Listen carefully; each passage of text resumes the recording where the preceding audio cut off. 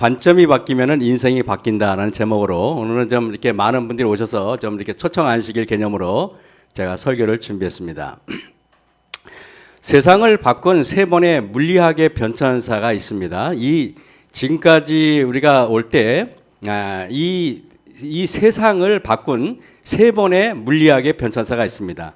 첫 번째는요, 존 뉴턴이라는 분인데요. 질량을 가진 물체는 서로 끌어당긴다는 이론입니다. 굉장히 중요한 일이죠. 두 번째는 뭐냐면요, 질량은 시공간에 영향을 미친다는 아인슈타인의 상대성 이론입니다. 이 이론으로 원자폭탄이 만들어지고, 그죠? 세 번째는 뭐냐면요, 이 세 분이 다 공이 노벨상을 받은 사람들인데요. 유진 위그너 이분도요, 사람의 의식은 원자에 영향을 미친다는 양자역학입니다. 양자역학은 굉장히 중요해서 지금 이 양자역학을 이용한 양자 컴퓨터가 발견이 되면 어마어마한 세상에 일이 일어날 것입니다. 근데 여러분, 제가 오늘 여기서 아인슈타인의 상대성 이론을 보면은 질량이 있는 모든 것은 그 주위의 시공간을 휘게 만든다. 예를 들면 제가 여러분 천을 이렇게 네 사람이 천을 잡고 있다 보세요. 거기다가 제가 탁구공을 올려놓으면은 그 천이 별반 영향을 받지 않는데 거기다가 제가 무거운 볼링공을 올려놓으면 어떻게 될까요? 그러면은 이 천이 밑으로 확 당겨지겠죠. 다시 말하면 질량이 있는 모든 것은 주위의 시공간을 뭐라고요? 휘게 만든다. 휘게 만든다는 것입니다. 그 다음에는 큰 별은 공간을 구부려서 다른 별들이 그 곡선을 따라 움직이고 지구가 태양 주위를 도는 것도 바로 이 공간의 힘 때문이라는 것입니다. 그 다음에 세 번째는 뭐냐면은 이 질량이 시공간에 영향을 미친다는 이론입니다. 요즘에는요, 그 챗 GPT로 내가 원하는 이 그림을 그려줘. 그러면 그림을 그려줍니다. 그 챗 GPT가 그린 그림을 제가 갖고 나왔어요. 무게에 있는 질량이 주위에 영향을 준다는 이론, 상대성 이론이죠. 존재의 무게가 현실의 형태를 바꾼다고 말합니다. 마음도 보이지 않는 질량을 가진다는 사실 여러분 아십니까? 마음이 보이지 않는 질량을 가지고 있어요. 그래서 여러분 희한해요. 그런 말 들어보셨잖아요. 목사님 어저께 귀가 간지럽지 않으셨어요? 그래요. 왜 그랬다면 어저께 우리가 모여서 목사님 얘기를 했어요. 그러는 거예요. 여러분들이 저를 모여서 욕을 하면요, 제 귀가 간지러워요. 왜냐하면 여러분의 그 파동 에너지가 실제로 저한테 영향을 미쳐요. 그런 행동을 하지 마시기 바랍니다. 그런데 여러분 보시면은요, 질량이 공간을 휘듯 영적 질량이 주변에 영향을 미치게 돼 있어요. 그래서 참 신기해요. 제가 마석교회 담임할 때 항상 중요한 광고는 그 장로님들이 뒤에 그래요. 목사님, 이 광고는 부목사님이나 전도사한테 맡기지 마세요. 이건 목사님이 직접 하세요. 그래요. 왜요? 그러면은 목사님이 말을 하면은 사람들이 말을 들어요. 그러더라고요. 이게 뭐냐면은 그 목사의 권위가 있으면은 제가 광고를 하면 사람들이 귀를 쫑긋 들리는데 부목사님이 광고를 하면은 아직 캐리어가 부족하니까 사람들이 듣는 둥 마는 둥 하는 것입니다. 근데 제가 만나면 가끔 선배 목사님들이 저한테 김 목사는 말펀치가 있어 그러더라고요. 이 사람이 어떤 말에 어떤 그 사람이 가지고 있는 그 뭐랄까요, 그 생각의 에너지가 있다는 것입니다. 그래서 생각의 에너지가 강한 사람들, 그래서 리더들은요 강한 에너지로 사람들을 휘어잡게 돼 있어요. 사실은 우리 강요셉 교수님 오늘 오셨지만은 우리 학생들이 여기 따라온 것도 강요셉 교수님이라는 어떤 강한 리더십을 느끼기 때문에 학생들이 따라온 거예요. 우리 학생들이 나 안 믿어요? 교수님 나 교회 안 다녀요? 그렇게 말할 수 있는데 따라온 것은 그런 어떤 에너지가 있다는 것입니다. 파동이. 자, 그 다음 두 번째는요, 우리가 어떤 마음의 질량을 가지고 있느냐에 따라서 우리의 삶의 공간, 즉 시간의 흐름, 관계의 궤도가 달라진다는 것입니다. 여기 보면은요, 사람의 의식은 원자에 영향을 미친다는 양자 역학을 발표한 인물인데 이분이 유진 위그너라고 노벨상을 받은 아주 유명한 양자 물리학자의 세계 최고의 고수입니다. 이분이 이런 말을 했어요. 뭐라고 말했냐면은요, 유진 위그너는 말하기를 관찰자의 의식이 없이는 양자 형태가 붕괴되지 않는다라고 말했어요. 이게 또 즉 누군가가 본다는 그 행위 자체가 물질 세계의 그 뭐랄까요, 상태를 결정한다고 보는 것입니다. 쉽게 말해서 어려운 말이죠. 쉽게 말해서 이게 뭐냐면 의식이 현실을 만드는 것입니다. 여러분, 이게 다른 말로 믿음이 현실을 이룬다라고 정의할 수 있어요. 사람의 그 생각이 실제로는 여러분 가만히 보세요. 여러분이 어떤 걸 강하게 생각하면요, 그 생각이 현실로 이루어질 것입니다. 맞죠? 그죠? 가끔 제가 이렇게 그 추석 때 가족들 모여서 내가 몇 마디 하면은 여동생들이 그걸 듣고 있다가 한 1년이 지나고 2년이 지나면 그런 말을 해요. 오빠가 말하면 항상 현실로 이루어져 그러더라고요. 실제로 제가 말하면 현실로 안 이루어진 적이 한 번도 없었어요. 예를 들면 제가 마석교회 부임했을 때 항상 교인들한테 아무 계획도 없었을 때 여러분 앞으로 마석교회는 여기다가 앞으로 건물이 지어질 것이고 엘리베이터가 생겨나고 여기에 구름다리가 돼가지고 본당이 이렇게 할 것입니다 라고 말을 해요. 교인들은 그 듣고 그냥 건축 회의도 한 적도 없고 그런데 교인들은 그걸 물끄러미 들어요. 나중에는 실제로 그렇게 이루어져요. 그리고 제가 이렇게 말합니다. 여러분은 앞으로 마석교회는 앞으로 어떻게 되냐면은 소그룹을 만들어서 이제는 목사가 움직이는 게 아니라 성도들이 움직이고 성도들이 교인들을 이렇게 케어하고 그래서 우리 교회는 모든 교인들이 사역하는 교회가 될 것입니다라고 말해요. 그리고 실제로는 그렇게 됐어요. 실제로 다 그렇게 만들어져요. 여러분 이게 그 시브리서 11장 1절에 믿음은 바라는 것들의 실상이고 보이지 않는 것들의 증거니 있어요.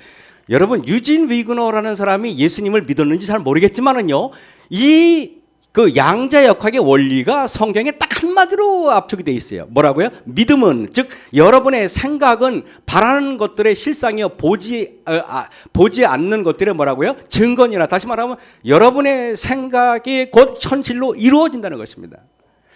저는 이걸 보면서 우리가 이렇게 자 여기 보세요.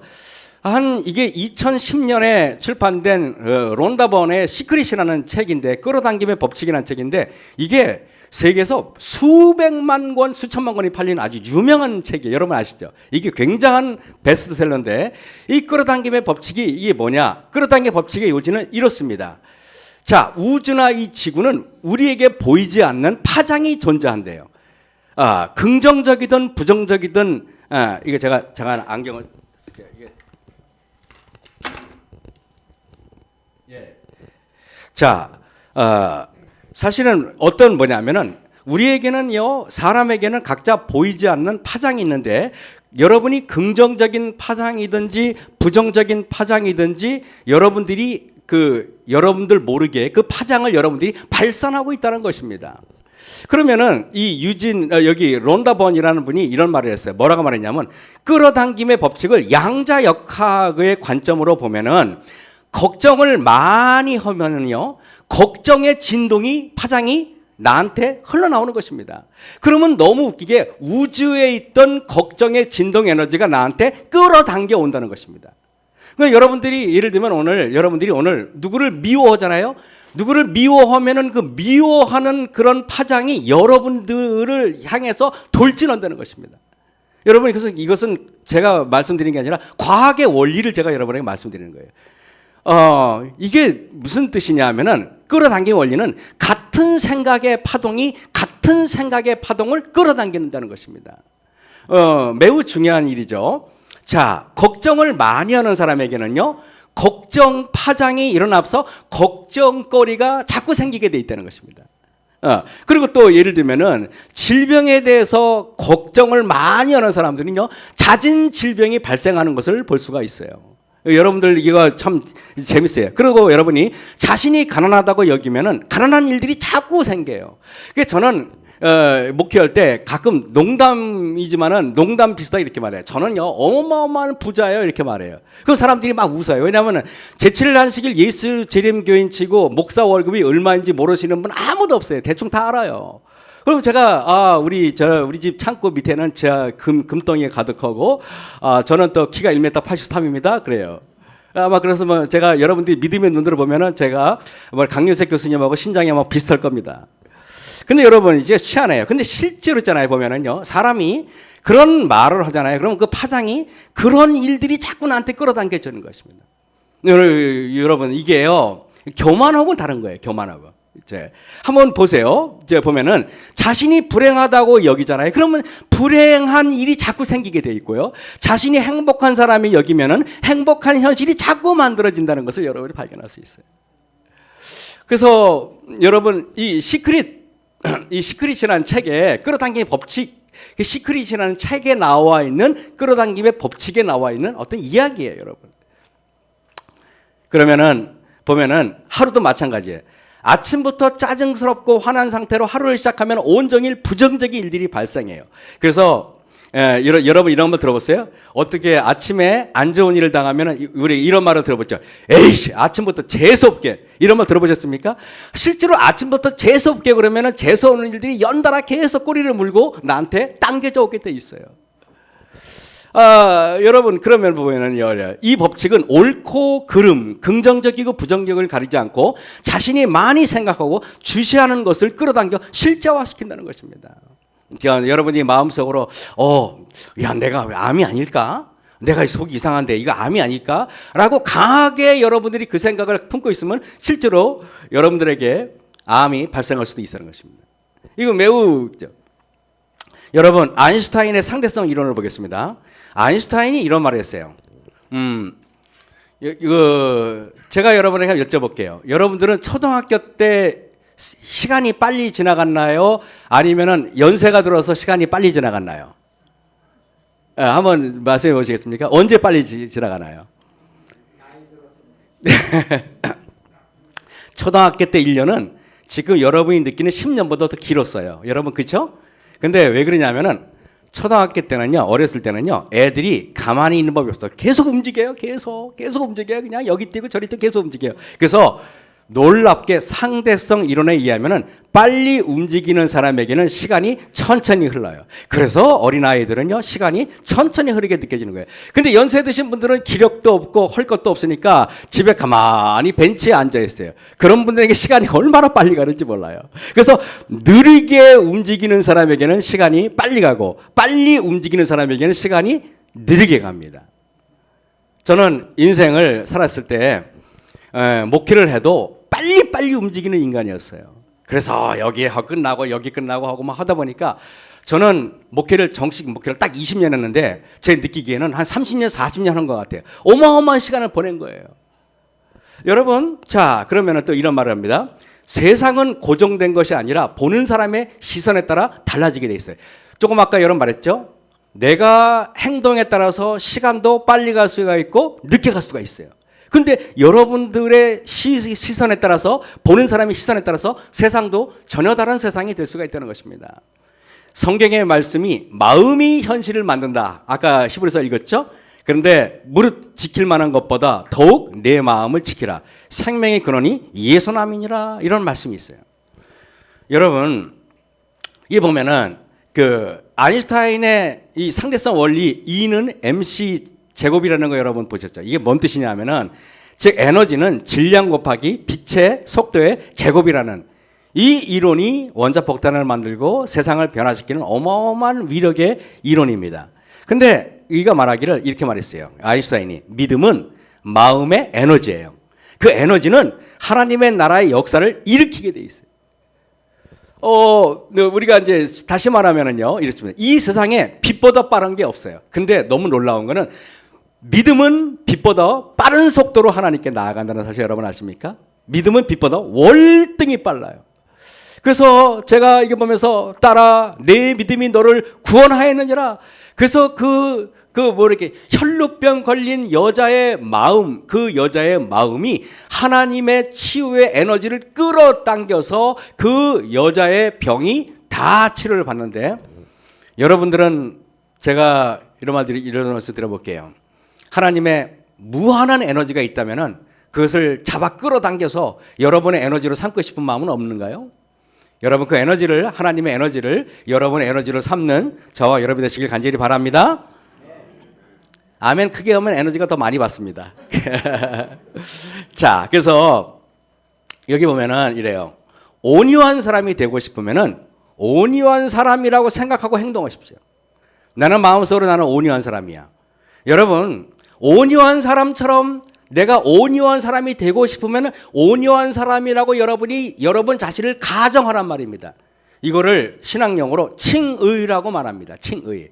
칭의가 뭐냐면은 나는 착하지 않은데 하나님이 나를 착하다고 인정해 주는 거예요. 그게 여러분이 착해서가 착한 게 아니라 하나님이 여러분을 착하다고 인정해 줬기 때문에 그 착함을 여러분이 생각하면은 하나님께서 여러분을 실제로 착하게 만들어 준다는 것. 그게 실제로 양자역학이고 상대성 이론이에요. 근데 여러분 보면은요, 건강해지고 싶은 사람은 건강한 사람처럼 생각하고 행동을 하는 것입니다. 저는 지금 이제 이렇게 뭐 이렇게 인생을 살아갈 때 교회를 지을 때도 그랬고 할 때도 그랬고 아무 준비도 없었는데 저는 이런 생각이에요. 한 번도 안 된다는 생각 해본 적이 없어요. 되겠지. 그러면은 다 돼요. 제가 남원적교회 마석교회를 재건축하고 또 질 때는 큰 문제 없었어요. 왜냐하면 제가 마석교회를 부임했을 때 마석교회는 이미 대형 교회였어요. 큰 교회였기 때문에 거기는 뭐 기적이랄 것도 없고 제가 뭐 말씀드릴 것도 없는데 남원적교회는 정말 너무도 열악한 교회였어요. 제가 원주에 발령이 나서 갔을 때 남원적교회는 그 당시 원주 일사교회인데 원주에서 가장 열악한 교회 중에 한 곳이 거기였어요. 그런데 제가 거기다 이제 교회 땅을 544평을 사고 건물을 지으면서 아무것도 없는데 교인이 한 70명도 안 되고 한 70명 정도밖에 안 되는데 15억이 되는 프로젝트를 해야 되는데 그 당시 15억, 지금 15억이 아니라 여러분 한번 생각해 보세요. 그게 돈은 보상금 받은 건 겨우 2억밖에 없어요. 2억인데 실제로 13억 이상의 돈을 다 각출해서야 돼요. 교인들은 정말 가난하고 전문직이 한 명도 없었어요. 그런데 여러분 하나님께서 저는 안 된다는 생각을 해본 적이 없어요. 생각을 하면 하나님께서 이루어져요. 여기 보면은요, 사고방식을 바꾸면은요, 물리적인 생활 환경과 인간관계, 상황을 변화시켜 원하는 삶을 살 수 있다는 끌어당기는 법칙은 세상을 열광시키고 있습니다. 한 번은 여러분 여기 교회 증언 8권에 이런 말이 있어요. 우리의 모든 선한 행실은 여러분 안에서 선하기 때문에 선한 게 아니라 여러분 하나님의 온유함을 여러분들이 끌어당겨서 우리의 모든 선한 행실은 우리 자신의 외부에서 오는 힘에 의한 것이다. 다시 말하면 하나님으로부터 끌어당겨 와야 되는 것입니다. 그래서 여러분 사단은 많은 사람들에게 하나님께 드리는 기도가 필요 없는 형식에 불과하다고 믿게 해요. 여러분 하나님의 에너지를 끌어당기고 하나님의 온유함을 끌어당기고 하나님의 선한 능력을 끌어당기는 그런 도구는 하나님께서 우리에게 주신 건 뭐냐면 기도라는 것입니다. 기도는 여러분을 하나님의 능력을 접속하게 하는 에너지예요. 그래서 우리가 이 능력 있는 기도라고 있잖아요. 여기 밑에 능력 있는 기도.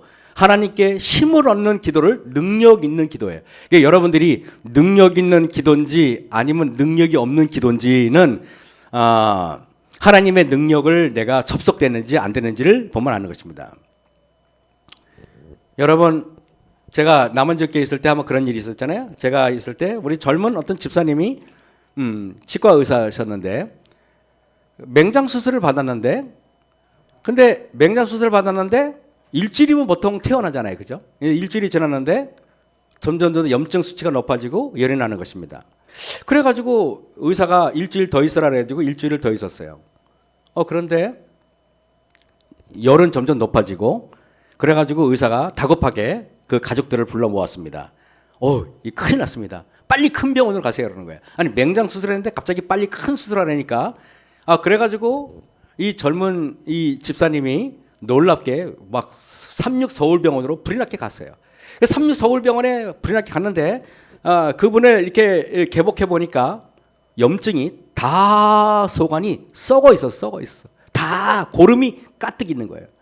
그러니까 뭐라고 말하냐면 이거는 우리 병원에서 못 고친다. 그래가지고 한국에서 고칠 수 있는 게 유일하게 강남 세브란스 병원에 어떤 의사인데 그 의사만이 이걸 할 수 있다는 것입니다. 그냥은 거의 어느 병원에 가도 죽을 확률 거의 한 80% 이상이 되는 거예요. 그래서 딱 의사한테 전화했더니 놀랍게 그 의사가 미국에 갔다가 그날 저녁에 인천공항에 도착하는데 그 의사가 집으로 가지 않고 삼육 서울병원에서 그 집사님은 바로 강남병원을 가고 의사는 인천공항에서 쉬지도 못하고 바로 병원으로 가가지고 가운을 입고 무려 8시간 9시간을 대수술을 받았어요.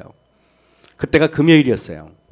그때 의사가 수술하기 전에 이렇게 말했대요. 내가 수술해도 살 확률 절반, 수술하다가 죽을 확률 절반, 어떻게 될지 모릅니다. 이것은 제가 장담하지 못합니다. 라고 말했대요. 그래서 제가 그 소식을 듣고 우리 그 남원적 교회 근데 금요일 날 막 찬양대 연습을 했었는데 제가 전화를 해서 찬양 연습하던 팀원들한테 집에 가지 말고 우리가 수술이 끝날 때까지 기도할 거라고 제가 선언했어요. 그때가 저녁 9시였어요. 저녁 9시부터 이제 그 수술을 받고 우리는 저녁 9시부터 그 집사님이 수술이 잘 되기 위해서 기도했어요. 저 9시에서 10시, 10시에서 11시, 11시에서 12시, 새벽 1시, 새벽 2시, 새벽 3시 기도는 계속 진행이 됐습니다. 너무 놀랍게 남원적 교회 성도들이 그 소식을 듣고 사람들이 막 몰려들기 시작하는 거예요. 그래가지고 기도 오는 사람들이 60명가량 이상의 사람들이 철야 기도에 동참을 했어요. 그래가지고 제가 마이크를 들고 뭐라고 말했냐면 기도하다가 여러분 하나님께서 우리 집사님을 고쳐주신다는 약속이 있는 말씀을 찾아내라 그랬어요. 그걸 찾아내면은 갖고 와서 그걸 읽어줘요. 여러분 이 말씀을 붙들고 기도합시다. 그러고 이제 기도를 해요. 그러니까 이 뭐랄까요? 뭐 기도를 하다 보니까 새벽 3시 반이었나? 새벽 3시 반이었나? 갑자기 한 여집사님이 저한테 손을 들고 그래요. 목사님 제가 막 눈물을 흘리는 거예요. 집사님 왜 그래요? 그랬어요. 했더니 목사님 제가 거기 앉아 계신 장로님한테 제가 저 장로님한테 지금 마음에 어느 날 갑자기 이렇게 안 좋은 소리라고 말다툼을 했다는 것입니다. 근데 내가 장로님을 미워하는 그 마음이 때문에 집사님이 돌아가시면 안 되니까 제가 장로님한테 가서 사과를 하겠다는 것입니다. 그 집사님이 나와가지고 장로님 나오시라 그래가지고 장로님한테 고개를 숙이고 장로님 제가 죄송합니다. 제가 무례했습니다. 라고 하니까 거기 있는 사람 다 눈물바다를 이루는 거예요. 그래가지고 이제 막 기도를 하는데 와 그렇게 우리가 하다 보니까 어떤 사람이 저랑 목사님 왜 그랬더니 집사님이 수술이 된 것 같습니다. 연락 받았니? 아니요. 뭔가 마음이 평안이 왔어요. 그러는 거예요. 근데 너무 놀랍게 그 시간에 나도 그랬어요. 너도 그랬냐? 너도 그랬대요. 그래서 제가 마이크 들고 이렇게 선포했어요. 여러분 우리 집사님이 수술이 무사히 완성이 됐습니다. 그랬어요. 그거는 집으로부터 아무 연락도 받지 않고 병원으로부터 아무런 연락을 받지 않았어요. 제가 말한 건 뭔지 알아요? 하나님께서 주시는 평안의 확신을 가지고 그랬어요. 그러고 나서 이제 한 30분 있다가 그 집사님의 부인한테 전화가 왔어요. 목사님 그러면서 막 흐느끼면서 하기를 수술이 너무 잘 됐대요. 살았대요. 라는 소식을 듣고 교인들이 와 소리를 지르고 박수치고 껴안고 서로 부둥켜 안고 그리고 4시에 흐드러져서 다 집에 갔어요. 결론적으로 그분은 지금 살아서 지금 치과 의사로서 아주 성공적인 진료를 하고 있어요. 여러분 그러고 나서 여러분 그걸로 끝나는 게 아니야. 염증 수치가 높아지잖아요. 그러면은요 병원에 갈 때마다요 이게 수술이 잘 받아 끝나는 게 아니에요. 그런데 염증 수치가 높아졌다고 막 그래. 그래서 또 부인이 막 울고 그랬어. 제가 그래서 치료봉사의 이 내용 이거를 가지고 제가 막 뭐라 하는지 아십니까? 집사님, 낫다고 느껴질 때까지 기다리지 마라 그랬죠. 당신 남편이 낫다고 느껴질 때 기다리지 말고 하나님께서 낫다고 확신하고 그 확신 속에서 기쁘게 살라 그랬어요. 응? 그때 집사님의 의지를 하나님께 바치세요. 집사님의 뜻을 하나님께 바치세요. 하나님께서 그래 이렇게 수술 잘 되게 해주는데 별일이 있겠습니까? 그랬더니 막 울다가 갑자기 네 이러면서 눈물을 그치고 지금 아주 건강한 상태가 됐어요. 여러분 이겁니다.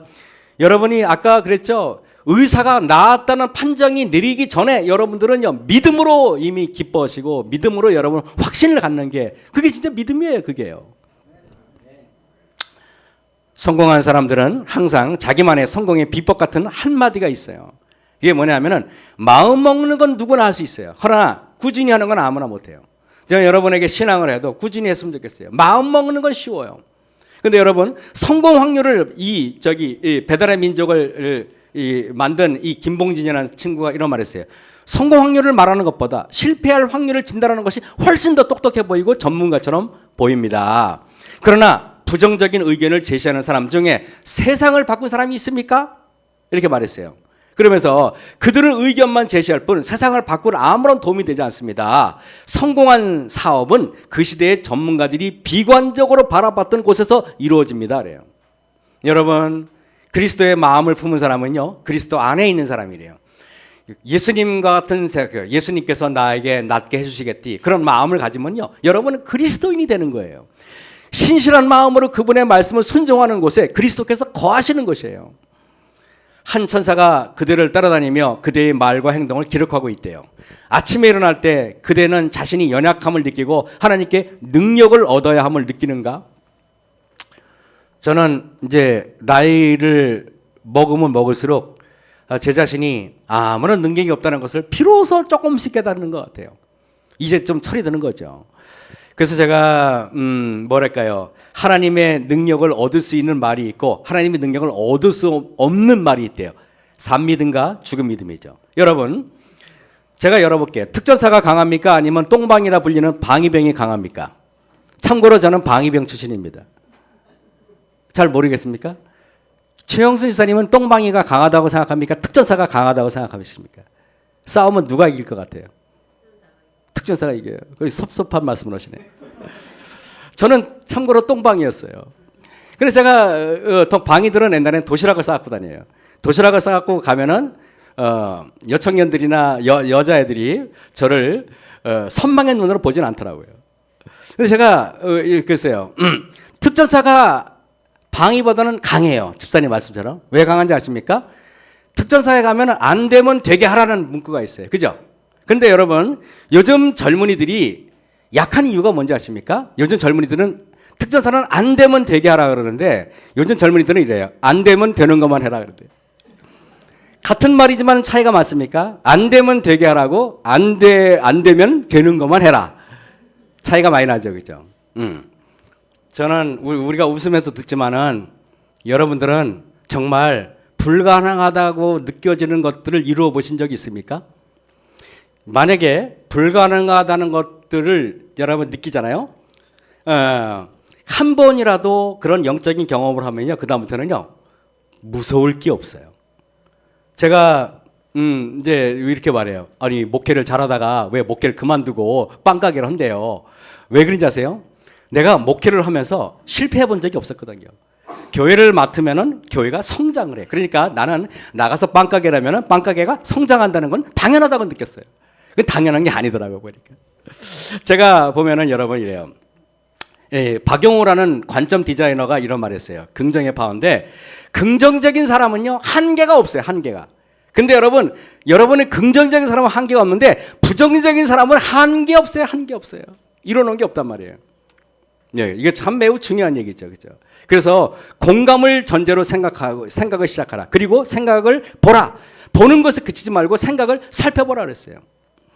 여러분, 또 이 신기하답니다. 마음의 힘인데요. 우리 마음은요, 희한하게요, 부정적인 것들을 하나님께로부터 허락을 받지 않았대요. 예를 들어 볼게요. 여러분, 우리가 설교할 때 여러분이 설교가 마음에 안 들어. 그러면은 여러분이 설교할 때 네, 그래 오늘 우리 담임 목사의 말씀대로 살아야지. 그러면 여러분들 이렇게 말합니다. 아멘, 이렇게 반응합니다. 맞습니까? 여러분이 하나님 말씀대로 살겠습니까? 우리 교인들은 약간 문제가 있지만은 정상적인 교인이라면 크게 아멘합니다. 여러분이 하나님 말씀대로 살겠습니까? 그래, 이게 정상이에요, 이게. 근데 여러분, 근데 목사의 말이 영 마음에 안 들어. 그럼 어떻게 여러분 마음에 안 드는 걸 반대 표현을 할 방법이 있어요, 없어요? 없어요. 노맨이 있어요, 없어요? 없어요. 그래서 하나님은 노맨을 허락하지 않는 이유가 그래서 그런 거예요. 그런데 여러분, 자, 제가 물어봅니다.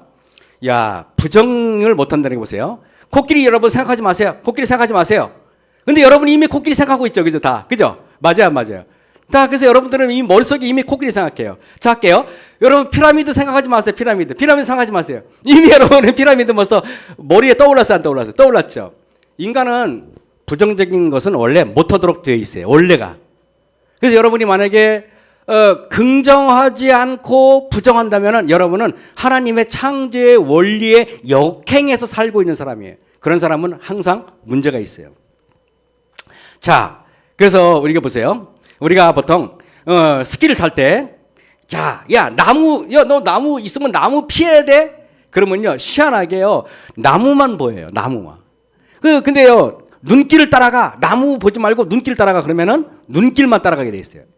여러분 보세요. 가드레일 있는데, 야, 가드레일을 피해. 그러면 가드레일밖에 안 보여도 오토바이 타고 가다가 가드레일에 들이받고 마는데, 근데 야, 중앙선만 따라가. 그러면 중앙선을 따라간다는 것입니다. 한번 잠깐 볼까요? 인간의 뇌는 많은 것을 할 수 있습니다. 철수집에서 영인의 집까지 거리를 계산하거나 빌려준 돈을 받기 위해서는 기억을 해야 합니다. 또 아름답거나 슬픈 것들을 보면서 감정을 느끼죠. 그런데 이렇게 많은 것을 할 수 있는 우리의 뇌가 하지 못하는 것이 있습니다. 그것은 바로 안 하려고 하는 것을 하지 못하는 것인데요. 제가 너무 어렵게 얘기한 것 같아서 좀 더 쉽게 말씀드리자면 바로 뇌는 부정의 개념이 없다는 것입니다. 아직도 잘 모르시겠죠? 그럼 한 가지 실험해 보겠습니다. 여러분, 지금부터 코끼리를 생각하지 마세요. 어때요? 감이 오셨나요? 한 번 더 해보겠습니다. 이번에는 피라미드를 생각하지 마세요. 생각하지 않으려 노력할수록 오히려 피라미드, 스핑크스 같은 것들이 더 뚜렷하게 떠오르지 않으셨나요? 그렇습니다. 우리의 뇌는 하지 말아야 한다고 생각할수록 오히려 강조되는 효과가 나타납니다. 그렇기 때문에 부정적인 생각을 긍정적으로 바꾸는 게 중요하다는데요. 그래서 어떤 식으로 하는 것인지 알아봤습니다. 영상에 등장한 사람은 베스트셀러 작가이자 강연가인 사이먼 시넥입니다. 그는 사람에게 하길 바라는 바를 말해야지 하지 말라고 하면 효과가 없다고 전합니다. 예를 들어 아이들에게 소파에서 음식을 먹지 말아라고 하는 것보다 식탁에서 먹어라 라고 하는 방법이 더 효과적이라는 건데요. 스키 선수들은 나무를 피해라고 생각하면 나무에 집중되어 길이 보이지 않기 때문에 길을 따라가, 눈길을 따라가라고 생각합니다. 그러면 나무 사이의 길이 잘 보이고 그 길이 더욱 넓게 느껴집니다. 비슷한 사례로 오토바이를 타고 빠른 속도로 커브에 진입했을 때 가드레일을 신경 쓰다 보면 사고가 발생하지만 중앙선을 의도적으로 보고 집중하면 커브가 가능해집니다. 즉, 장애물을 피하려 할수록 장애물이 더욱 잘 보이고 커 보인다는 뜻이죠. 그리고 이 문제는 운동의 영역에 국한되는 것이 아닙니다. 사이먼 시넥은 관점의 전환이 중요하다고 전합니다. 어떤 길로 가는지에 대한 선택은 스스로가 하는 것이죠.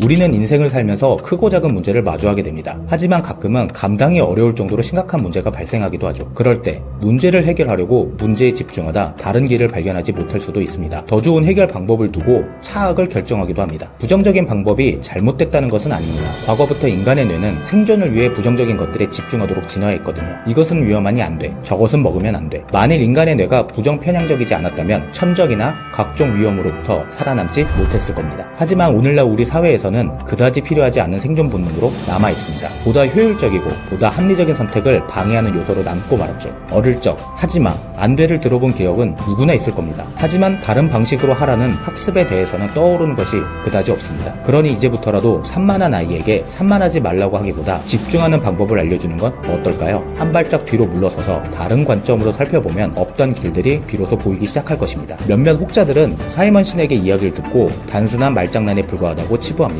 그러나 적어도 시도해볼 가치는 있습니다. 우리 인생에 정답은 없습니다. 삶은 수학 문제 같은 게 아니니까요. 하지만 해답은 존재합니다. 그리고 관점의 전환을 통해 좀 더 현명한 해답을 찾을 수 있습니다. 그러니 이제부터라도 긍정적인 방향으로 생각하는 것을 연습해보는 게 어떨까요? 네, 프랑스의 시인 철학자 폴 브루제는 이런 말했어요. 당신은 당신이 생각하는 대로 살아야 한다. 여러분이 옳다고 믿는 대로 여러분의 꿈과 여러분의 야망대로 여러분 생각하는 대로 살아야 됩니다. 근데요, 우리가 게으르잖아요. 그러면은요, 머지않아 당신은 사는 대로 생각하게 될 것이다 그랬어요. 여러분이 사는 대로. 이게 전혀 다른 말이에요. 근데 우리가 보면은요, 우리는 우리가 생각해서 살아가고 있나? 아니면은 사는 것에 맞춰서 생각하고 있나? 이게 되게 중요한 얘기입니다. 자, 하나님의 말씀대로 생각하고 살아가나 아니면 형편과 처지에 맞추어서 하나님의 말씀을 내 형편에 끌어맞추려고 하는가. 이것은 매우 중요한 문제입니다. 여러분, 그 빅터 프랭클이라는 사람이 자극과 반응 사이에는 공간이 있다고 했어요. 자극과 반응 사이에는 틈이 있어요. 그 틈 속에서는 우리가 반응을 선택할 힘이 있어요. 우리의 성장과 자유는 우리의 반응에 달려 있어요. 자, 자극과 반응 사이의 공간을 우리는 생각이라 해요. 생각. 이 생각인데 생각을 생각해야 됩니다. 쉽게 말해서 생각 없는 반응을 보이지 마세요. 여러분이 딱 누가 말했잖아요. 그러면 여러분이 생각하고 반응하셔야 돼요. 아무 생각 없이 반응하지 마시고. 이것은 매우 중요한데요. 그래서 반응하기 전에 생각해야 됩니다. 척 스윈들 목사가 이런 말 했어요. 내 인생의 10%는 나에게 벌어진 일들이고 나머지 90%는 사건들에 대해서 반응한 것들이다 그랬어요. 내가 옳게 반응하면 내 삶의 90%는 옳은 방향으로 가도록 돼 있어요. 오늘 설교를 들으면서 어떤 분들은요, 아 그래 저 설교 끝나고 빨리 밥이나 먹어야겠다. 저 목사는 왜 이렇게 생긴 건 잘생겨가지고 왜 설교를 길게 하나. 여러분도 그렇게 생각할 수 있어요. 그러면 여러분들은 그 시간을 놓치는 거예요. 그러나 여러분들이 여기서 삶에서 매우 지혜를 얻어간다면 여러분들 유익이 굉장히 유익이 될 것입니다. 여러분 한 번은 이제 이래요. 우리는 삶을 정성스럽게 살아가야 합니다. 왜요? 여러분 삶을 정성스럽게 살아간다는 말이 뭐예요? 우리는 모두 하늘에 가야 할 사람이에요. 그죠? 그래서 모든 것이 정성스럽고 소중하고 감사하고 감동적이어야 돼요. 사람을 한 번 만나도 감동적으로 만나세요. 사람을 한 번 악수를 하고 한 번 대화를 해도 여러분 정성스럽게 정말 최선을 다해서 디테일하게 그 사람을 섬세하게 대화를 하셔야 돼요. 이것은 매우 중요해요. 특히 그리스도인들은 그렇게 하셔야 돼요. 남의 설교를 들을 때도요. 섬세하게 들으세요. 디테일하게 들으세요. 직접적으로 들으세요. 감각적으로 한번 들어보세요. 그 예의입니다. 여러분 보시면은요. 하찮아 보이는 것들이 줄어들 때 내 삶은 하늘과 연결되는 면이 커지는 법이에요. 그래서 이게 보면은 예수님의 마음으로 완전히 채워지면 비로소 우리는 모든 존재가 소중하고 거룩하게 보입니다. 우리는 정성스럽게 말하고 정성스럽게 웃고 정성스럽게 대해야 합니다. 한 번은 이제 어떤 장례식장에서 한 30년 만에 목사님을 만났는데 목사들이 우리 동료 목사들도 있고 그 목사님이 오랜만에 만났어요. 근데 이 목사님이 한 30년 됐으니까 그 목사님이 오랜만에 만난 목사님이 우리보다 한 8살 저보다 8살 어려요. 근데 제 옆에 있던 그 목사가 저보다 8살 어린 목사한테 나는 목사님 은퇴 목사님인 줄 알았어요. 이렇게 말해요. 여러분 그러면 그분이 은퇴 목사님인 줄 알았다면 기분이 좋아요 나빠요? 이제 50대 중반밖에 안 됐는데. 그죠? 그래서 제가 끝나고 나서 그랬더니 은퇴 목사님처럼 보인다는 말을 당한 그 목사님이 얼굴이 약간 상기되어 있더라고요. 기분이 나쁘다 이거죠. 그러니까 내가 이제 가면서 그 목사님에게 했어요. 그 목사님 왜 아까 은퇴 목사님처럼 보인다 그래? 기분 나쁘잖아. 그랬더니 뭐라는지 알아요? 내 말이 틀렸어 그러더라고요. 제가 여러분에게 말할게요. 제발 맞는 말 하지 마세요. 맞는 말 해가지고 다 보면은 맞는 말 한다고 다 멱살 잡고 싸우더라고 보니까. 여러분 맞는 말보다는요 온유한 말, 착한 말, 부드러운 말을 하세요. 그게 훨씬 낫습니다. 제가 이 보면서요 인생 망하는 사람들의 인상은 인생 역사입니다. 이거 보면은 이분들 있잖아요. 지금 연기자지만은 기분이 엄청 나쁜 거예요. 점원이 봉투에 넣어드릴까요?라고 물어보면은 네 넣어주세요 라고 하면 됐지. 그러면 내가 이거 그냥 들고 가야 돼요? 이렇게 말하지 말라는 것입니다. 저는 여러분들에게 했잖아요. 여러분 혹시 친구 중에 댓글을 악플을 주로 다는 애들이라면요 빨리 멀리서 피하세요. 똥 피하듯이. 그런 사람은요 돈 안 됩니다. 절대. 악플 다는 사람들 있잖아요. 교회에 오면은 항상 따지는 사람들 있잖아요. 직원이 다 끝났는데 저 목사님 할 말이 있습니다 라고 손드는 사람들 무조건 똥처럼 피하셔야 돼요. 내가 살아보니까 자신의 말로서 항상 결론을 내리려고 하는 사람들 못되는 사람이에요. 그래서 저는요 이렇게 자 여러분 뭐만 하면은 악플 달고 시비 걸고 칭찬보다는 핀잔을 주고 그리고 대화해가지고 막 그래 우리 최 형사님 너무 좋은 분이야 막 말하는데 누가 아니야 김 목사가 최 형사님 몰라서 그래 이렇게 말하면 그거 되겠어요 그런 거? 그렇다는 얘기 아니라 지우지. 그래서 제 말은 뭐냐면은 깡패는요 깡패 언어를 사용합니다. 여러분 명심하세요. 깡패는요. 그러나 베베꼬인 사람은 베베꼬인 언어를 사용합니다. 여러분 저는 우리 대한민국의 역사를 바꾼 인물 중에 한 분이 우리 정주영 회장님이라고 생각해요. 여러분 이분은 정말 우리를 굶어 죽지 않게 만드신 분 중에 한 분이 이분이에요. 박정희 대통령도 훌륭하시지만 이분도 훌륭하세요. 그죠? 이분이 된다고 해도 될까 말까 한 일을 안 된다고 말하는 사람은 무조건 안 된다. 그래서 이분이 잘하는 게 있죠. 자네 해보기는 했어? 이러죠. 그래서 이 아산 정주영 회장이 이런 말을 했어요. 된다고 말하는 사람은 방법을 찾지만은 안 된다고 말하는 사람은 핑계를 찾는다 그랬어요. 여러분 핑계를 찾는 사람은 평생 그거에 익숙한 사람이에요. 저는요 핑계를 대는 것을 저는 아주 싫어하는 사람이에요. 한 번 약속을 했잖아요. 야 우리 오늘 설악산 갑시다 그러는데 비가 오고 눈이 와도 상대방이 도저히 못 가겠냐라는 소리가 들리면 안 가지. 나는 그냥 미끄러져도 차를 몰고 가야 되는 사람이에요. 저는 그렇게 교육을 받고 또 그렇게 살아왔어요. 저는 여러분에게 관점의 전환이 인생을 바꿉니다. 여러분 이런 말 했어요. 부를 따라다니지 말고 부를 이루는 구조를 만들어야 돼요. 제가 이제 자영업을 하니까요. 대한민국 마케팅 최고 전문가가 저한테 이런 얘기를 해요. 목사님은 돈을 따라가지 마세요. 돈이 목사님을 따라오도록 하세요. 그러더라고요. 그 말이 뭔 뜻인지 몰랐어요. 그랬더니 그게 뭔 뜻이야? 그랬더니 그분이 이런 말 하더라고요. 이런 사막에 새들이 오라 그러면 와요? 이런 사막에 여러분 짐승들이 오라 그러면 옵니까? 이런 사막에 올 수 있는 동물은 독이 아주 강한 맹독성 뱀밖에 없어요. 그런데 여러분 뱀이 오는 건 별로 안 좋아하잖아요. 근데 이런 사막에 여러분 각종 짐승들이 서식하며 많은 사람들이 찾아오기를 기대하는가? 그렇다면 여러분들은 이미 되지도 못할 일을 하는 거예요. 그래서 여러분 이런 사막을 어떻게 만들어야 되냐면 이렇게 습지를 조성하고 나무를 심고 풀들이 자라고 이런 여러 생태 환경을 만들면은 새들이 오지 말라 그래도 새들이 날라오시고요.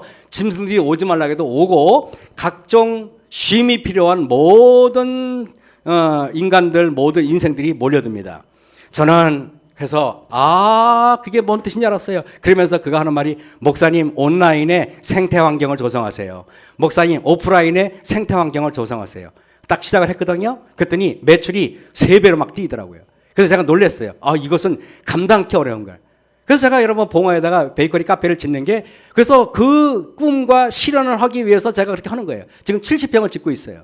근데 여러분 제가 여러분에게 이래요. 온라인과 오프라인의 생태 환경을 조성해라. 교회 선교직도 마찬가지예요. 제가 목회할 때 마케팅 하기 전에 제가 어떻게 했냐면 마석교회에 생태 환경을 만들어야겠다 생각했어요. 17개의 소그룹을 만들고 그 소그룹이 각자 그 소그룹이 이게 뭐랄까요? 쉼터가 되게 만들었어요. 그랬더니 막 교인들이 막 밀려드는 거예요. 제가 여러분 생태 구조 즉 어떤 시스템을 구축하는 거예요. 그래서 항상 뭔지 알아요? 모든 사업이나 돈은요. 구조, 조직, 플랫폼에서 여러분 우리가 보통 기차역을 뭐라 그래요? 플랫폼이다. 플랫폼이 뭐예요? 서울에 가는 사람들, 부산에 가는 사람들 다 플랫폼으로 몰려들잖아요. 플랫폼을 만들면 사람들이 다 내가 만든 플랫폼으로 사람들이 몰려들게 만들어야 돼요. 그런 시스템을 만들면 인생이 달라지는 거예요. 근데 여러분 제가 여러분에게 할게요. 각종 SNS, 유튜브, 블로그, 카톡, 해피콜이라 그러죠. 등등 생태 환경을 조성했더니 사람들이 막 우리 빵가게로 사람들이 밀려들더라고요. 그래서 제가 이것은 자 보세요. 성공하는 사람들은 성공하는 구조를 만들고 그 구조는 계속적으로 성장하고 조성된 플랫폼은 많은 사람들에게 필요를 제공하고 건강을 제공하고 결국에는 다른 사람들에게 하나님의 은혜가 흐르는 통로가 되게 만드는 거예요. 저 같으면은 빵가게를 만들면은 여러분들 같으면은 그래 김 목사가 목회 그만두고 잘 먹고 잘 살라고 아주 작정을 했구만. 저는 그렇게 생각하지 않아요. 그것을 어떤 우리 강요셉 교수님이 그걸 가지고 선교 하나님의 어떤 영광을 위해서 어떤 계획하는 바가 있을 거예요. 무슨 대한민국 교회 다 찾아간다 그러잖아요. 저는요 그걸 통해서 선교의 어떤 역할을 분명히 하게 제가 만들 것입니다. 아마 여러분이 나중에 지켜보시면 알 겁니다. 여러분 AI 시대에는 각광받는 사람들은요 디지털 시대에 익숙한 사람이 아니에요. 여러분 인터넷까지는요 컴퓨터까지는 이렇게 젊은 우리 학생들이 왔는데 이런 학생들이 여러분 디지털 시대에는 각광을 받았는데요 놀랍게 AI 시대에는요 저 같은 경험 있는 사람들 저 같은 아날로그인데 어떤 전문 지식을 쌓은 사람들이 훨씬 더 각광을 받는 시대가 왔어요.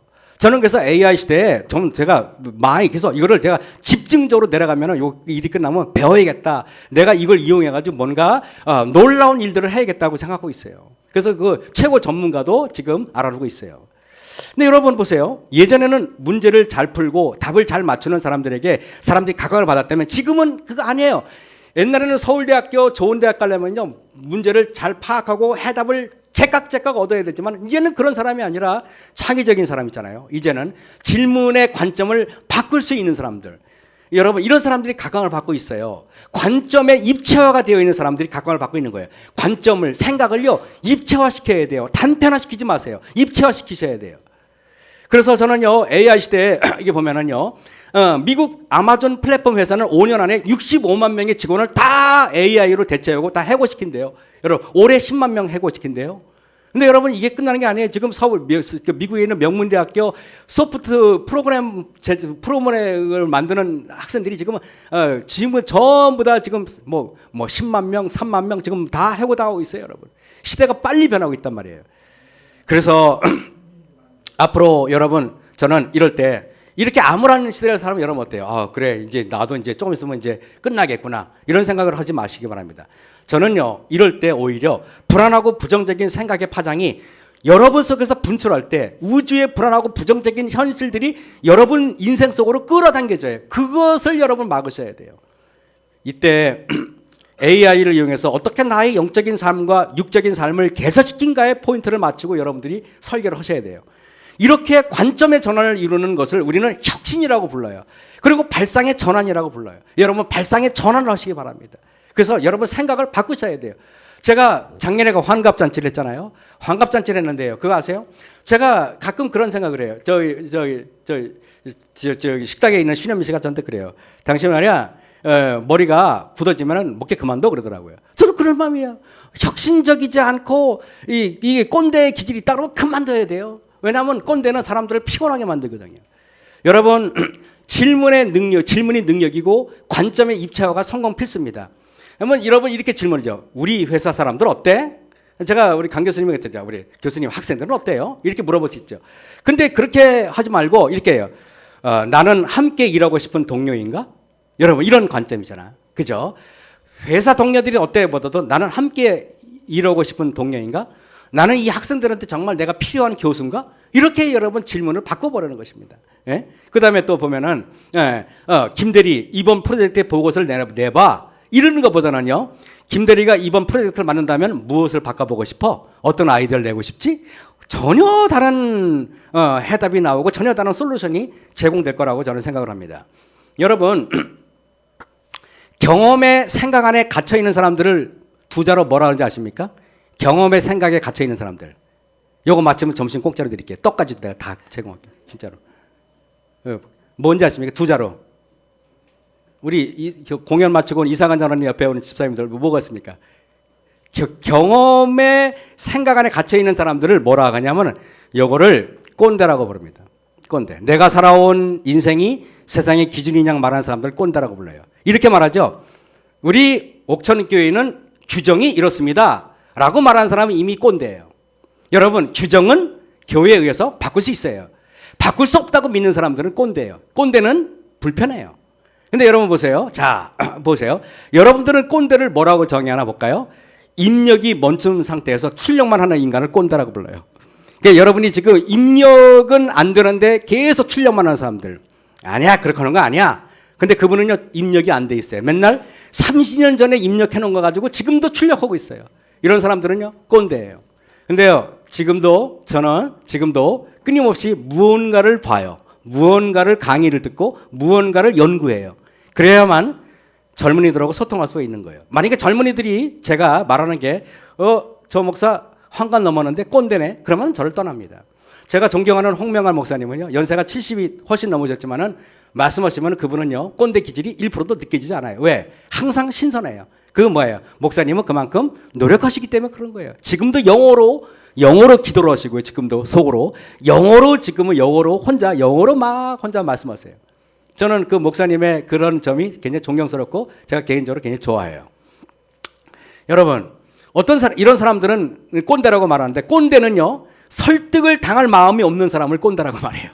꼰대 설득 가능성이 별로 없는 사람들 꼰대입니다. 여러분 설득당하세요. 설득당하시고 사람들의 마음에 다가가려면 여러분들 한번 마음을 여시고 한번 여러분들도 잘못됐다는 것을 한번 나도 별거 아니야 라고 말하는 사람은 뭔가 다른 거예요. 자, 이제 스티븐 코비의 성공하는 사람들이 7가지 습관 중에서 저는 두 번째 습관에 제 눈에 탁 띄었어요. 그게 뭐냐? 끝을 생각하고 시작하라. 매우 중요한 말입니다. 이게 뭐예요? 건물을 지을 때요. 끝이 설계도 아닙니까? 이렇게 완성되는 그림, 그거를 먼저 그려놔야지 건물이 되는 거예요. 건물을 지으면서 내가 어떻게 지을까? 이건 안 돼요. 미리 건물의 끝을 생각하고 지어야지 올바른 건물이 되는 거예요. 여러분 인생이나 사업, 신앙에서도 마찬가지예요. 여러분들은 어떤 인생으로 남길 원하십니까? 여러분 끝을 생각하셔야 돼요. 그래서 제가 여러분에게 학생이라면 어떤 사람이 되고 싶은가를 먼저 생각해야 돼요. 우리 성악을 배우는 학생들이라면 내가 앞으로 어떤 성악가가 되고 내가 나의 미래가 어떻게 펼쳐질 것인가 미리 생각하셔야 돼요. 그거를 되면서 에휴 그래 뭐 잘 돼가지고 뭐 해가지고 뭐 이렇게 입상해가지고 잘 되면 이렇게 하면 여러분 이미 실패자예요. 근데 여러분이 꿈을 미리 세팅해놓고 그 꿈대로 여러분들이 디자인해 나간다면은 하나님께서 여러분들의 인생에 놀라운 일이 벌어질 것이라고 생각해요. 그래서 여러분 보면은 빵가게 주인이라면은 제 얘기니까 안 할 수가 없겠죠. 사람들에게 어떤 가치를 주는 가게로 남고 싶은가를 먼저 생각하면 빵의 품목이 이윤을 극대화시키는 방법이 아니라 사람들과 지역사회에 유익한 제품을 만들어야 사람들에게 호응을 얻을 수 있다는 것입니다. 여러분 그래서 시편에 보면은요. 끝을 생각하는 걸 이렇게 말했어요. 우리에게 우리날 계수함을 가르치사 지혜로운 마음을 얻게 하소서. 끝을 알지 못하는 인간은 지혜로운 인간이 아니에요. 저는요 인생의 끝을 생각하고 매일의 삶을 시작하는 습관을 생각한다면 우리는 매일매일 어떠한 삶을 갈구하게 될까요? 믿음의 형제들에게 끝은 영원한 생명의 시작이기에 우리에게 끝은 끝이 아니에요. 출발점이죠. 여러분 제가 한번 그런 말 했죠. 악인의 시조가 뭐냐면 가인이에요. 창세기 4장에 나오죠. 가인은요 왜 악인이 됐을까? 딱 이 한마디에 나와요. 가인이 여호와의 앞을 떠나. 여호와의 앞을 떠나는 사람은요 이미 악인의 시작이 된 거예요. 여호와의 앞을 떠나지 마시기 바랍니다. 여호와의 앞을 떠나서 가인은 여호와의 앞을 떠나 더 이상 아벨을 죽여서 악인이 아니라 여호와의 앞을 떠나려고 하기 때문에 악인인 거예요. 근데요 여기 보면은 아내와 동침하니 그가 잉태하여 에녹을 낳은지라 이름으로 뭐 어떻게 그건 여기 제가 뭐 다 읽을 필요 없고 이래요. 가인 악인들은요 낳고 취하고 또 뭐에 또 조상이 되고 시조가 되고 내가 뭘 만들었고 이래요. 그리고요 악인들의 특징은 이래요. 아다요 신라요 내 소리를 들어라. 악인은요 남의 말을 들으려고 하지 않고요 내 말을 들으라고 요청하는 사람이 악인이에요. 대개 악인들은요 답답해 내 말 좀 들어봐 그래요. 그러면 그 사람은 이미 여러분 딱 보면 악인이구나 그렇게 생각하시면 돼요. 악인은요 내 말을 들으라가 아니라 그대의 말을 들어보리라 그렇게 돼야 되는 것입니다. 이게 악인이 차이예요. 근데 여러분 이게 악인의 시조는 창세기 4장에는 이렇게 낳고 나는 뭘 했고 다시 말하면 나는 국회의원이 됐고 우리 집안은 의사가 몇 명이고 변호사가 몇 명이고 이게 악인의 집안이에요. 근데요 의인을 볼까요? 의인은요 이래요. 낳았고 죽었고 죽었어요. 여러분 의인의 족보를 보니까요 여기에 보니까요 뭘 했다는 게 없어요. 뭐 건축을 했는지도 모르겠고 뭐 변호사를 했는지도 모르겠고 영의정을 했는지도 모르겠고 아무런 업적이 없어요. 맞죠? 그죠? 이거를 저는 여러분에게 이래요. 시간이 없으니까요. 악인의 족보와 가인의 족보를 비교해 볼게요. 여러분 보시면 이래요. 이게 보시면은 이렇습니다. 악인의 족보는 낳았는데 뭘 했는데 죽었다는 말은 있어요 없어요? 악인의 족보 보세요. 끝이 있어요 없어요? 없죠. 그죠? 여기 이쪽에 보면은 여기 보면은 죽었다는 말이 나와야 안 나와요? 죽었다, 망했다, 실패했다 아무것도 없죠? 근데 의인의 족보는요 낳았고 죽었고 죽었다밖에 없어요.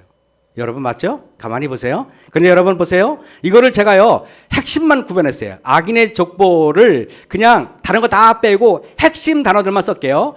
악인의 족보는요 뭐만 나오냐면요 이것만 나와요.